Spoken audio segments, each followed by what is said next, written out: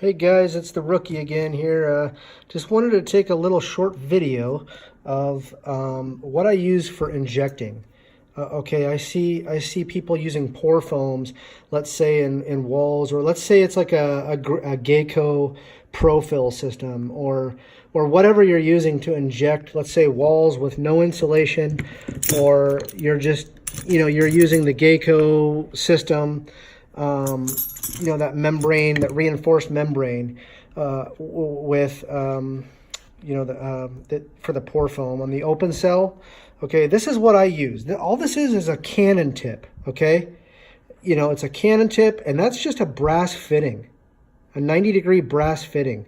I was off doing something, and my dad's ran a tap and die over my cannon, the end of my cannon tip, and let me take this off here. And he just did that in like a couple minutes. It was ridiculous.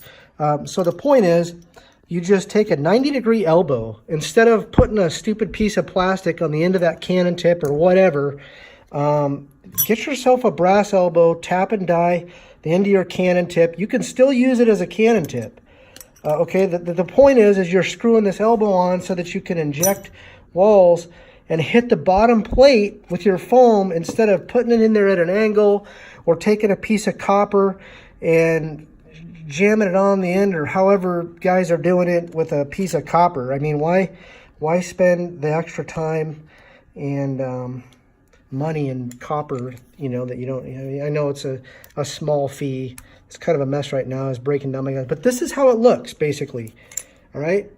That's how it looks on the end of my gun. I shove that in. I just drill like 3/4 to an inch hole in the drywall, and I take my gun as it's in the wall. I'm just kind of going back and forth like this.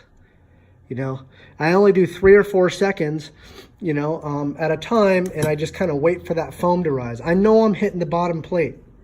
Okay, you can't question that.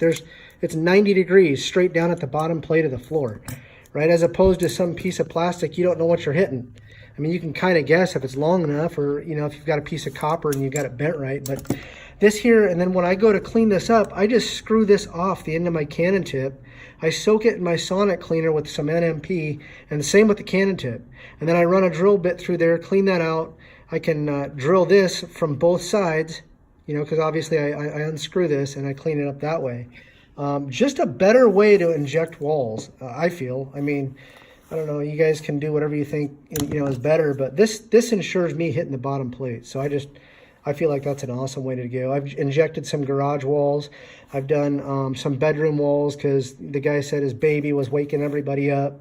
And I know I'm getting a full fill. I've tested it out. I've used plastic, 3/16 plastic on my walls. I've made a video of that on my YouTube channel.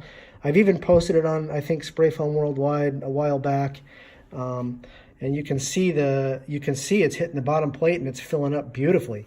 All right, and then I tested it out on my own house. And then I've even dug out a cavity where I've injected, and let me tell you, it was a full cavity. So just a quick rundown on the cannon tip for injection jobs. Quit screwing around with a piece of plastic. Get yourself something that'll last and that you're not constantly throwing away. This just looks funky because my dad polished it up for me. Well, he took off all the coarse edges and polished it up. So that's pretty much it, guys. Thanks for watching.